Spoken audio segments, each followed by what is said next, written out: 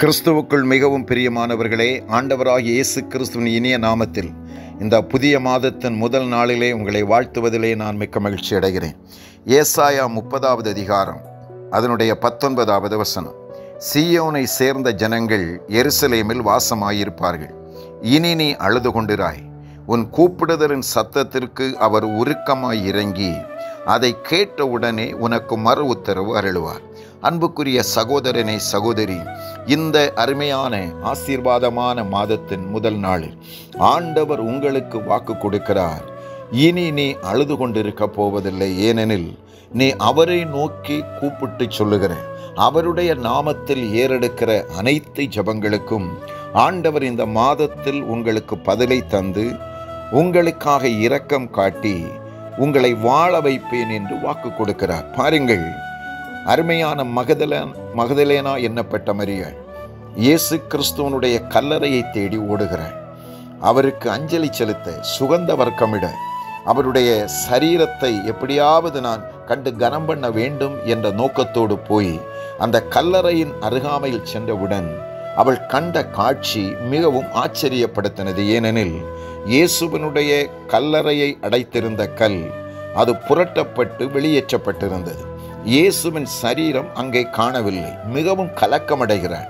யார் எடுத்து கொண்டு போயிருப்பார்கள்? இயேசு எனக்கு எவ்வளவு அற்புதத்தை செய்தார். என்னுடைய வாழ்வில் இயேசு 7 பிசாசுகளினாலே நான் பாதிக்கப்பட்டிருந்தேன். எனக்கு வாழ்வு கொடுத்த இயேசுவை காண முடியவில்லையே என்று கதிகலங்கி கண்ணீரோடு நின்ற நேரத்திலே தான் உயிர்த்தெழுந்த இயேசு கிறிஸ்து அவளண்டை வந்து, யாரை தேடுகிறாய்? ஏன் நீ அழுது கொண்டிருக்கிறாய் என்ற கேள்வியை கேட்கிறார். அருமையான சகோதரனே, உங்களுடைய வாழ்வில் எதை தேடுகிறீர்கள்? எதை நினைத்து அழுது கொண்டிருக்கிறீர்கள்?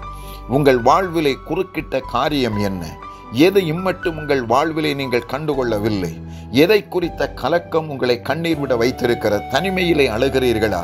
எல்லாவற்றையும் இழந்து நிற்கிறேன், நான் தேடுகிற, நான் எண்ணி பார்க்கிற காரியங்கள் ஒன்றும் என்னுடைய காணியாட்சிக்கு வருவதில்லை, இனி என்னுடைய வாழ்வு எப்படி இருக்கும் என்ற கலக்கத்தோடு இருக்கிறீர்களா?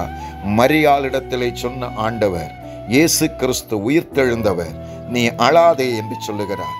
ஆண்டவருடைய சமூகத்தை தேடுகிற எந்த மனிதனும் எங்கேயும் வெட்கப்பட்டு போனதே இல்லை. அவளுடைய கண்ணீரை நிரந்தரமாய் துடைத்து என்ன சொல்லுகிறார்? சதா காலங்களிலும் நான் உங்களுடனே இருக்கிறேன்.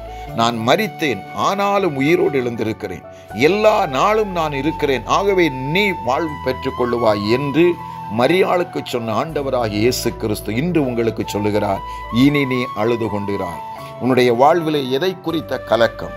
எந்த ஆசீர்வாதத்திற்காக, எப்படிப்பட்ட சுகத்திற்காக, எந்த நன்மைக்காக நீ தேடினாய்? யாருடைய கரத்திலிருந்து நன்மை எதிர்பார்க்கிறார்? எந்த தேசத்தின் நன்மை கடந்து வர வேண்டும்? எப்படிப்பட்ட வாசல் உனக்காக திறக்க வேண்டும்? அதை இந்த மாதத்தில் ஆண்டவர் உனக்காக திறந்து நிச்சயமாய் உனக்கு வாழ்வு தந்து அற்புதங்களினூடாக, அதிசயத்தினூடாக உன்னை வழிநடத்தி செல்லுவதற்கு அந்த தேவன் போதுமான தேவனாயிருக்கிறார். ஆகவே அருமையான சகோதரனே, சகோதரி, எதை குறித்தும் நீங்கள் கவலைப்படாமல், எதை நினைத்து நீங்கள் கண்ணீர் வடிக்காமல், எனக்கு தூக்கம் வரவில்லை அப்பா, அவ்வளவு பாரம் என்னுடைய உள்ளத்தை நெருக்குகிறது, தனிமையிலே நான் வாடிக்கொண்டிருக்கிறேன், என்னை நேசிக்கிற, என்னை புரிந்து கொள்ளுகிற எவரும் இந்த உலகத்தில் இல்லை என்ற கலக்கம் உங்களுடைய உள்ளத்தில் இருக்கிறத மனம் பதறாதிருங்கள். உயிர்த்தெழுந்த ஆண்டவர், மரியாளுடைய வாழ்விலே கண்ணீரை துடைத்தவர், இதோ சதா காலங்களிலும் உயிரோடு இருக்கிறேன் என்று வாக்களித்தவர் உங்களுக்காக கிரியை நடப்பிக்க போகிறார். இந்த மாதம் நீங்கள் கண்ணீரில்லாத மாதமாக, உங்கள் வாழ்விலே நீங்கள் தேவனுடைய சமூகத்தில் ஏறெடுத்த அனைத்திற்கும் பதிலை கண்டு திருப்தியாய் வாழுகிற, சந்தோஷமாய் வாழுகிற மாதமாய் இயேசு கிறிஸ்து உங்களுக்கு மாற்றி தருகிறார். நல்ல தகப்பனே, இந்த அருமையான சகோதரனுக்காக, அருமையான சகோதரிக்காக உமக்கு ஸ்தோத்திரம். ஆண்டவரே, இந்த பிள்ளைகள் உம்முடைய வார்த்தைகளை கேட்டு ஆண்டவருடைய பாதத்தில் எனக்கு அற்புதம், இயேசு எனக்கு வாக்கு கொடுத்தபடி என்னுடைய கண்ணீரை துடைத்து என்னுடைய வாழ்விலே நான் தேடுகிற, எதிர்பார்க்கிற நன்மைகளை இந்த மாதத்திலே அவர் எனக்கு தந்து என்னை மகிழ்ச்சியடைய செய்ய போகிறார் என்ற நம்பிக்கையை ஒவ்வொருவருக்கும் இந்த நேரத்திலே தந்தருளும். ஒவ்வொரு சகோதரனை, சகோதரனுடைய கரத்தில் ஒப்புக் கொடுத்து செபிக்கிறேன்.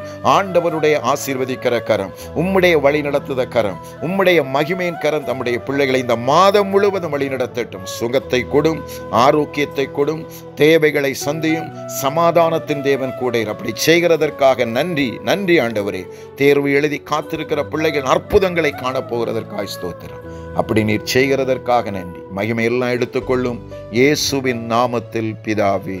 ஆமேன், ஆமேன். God bless you.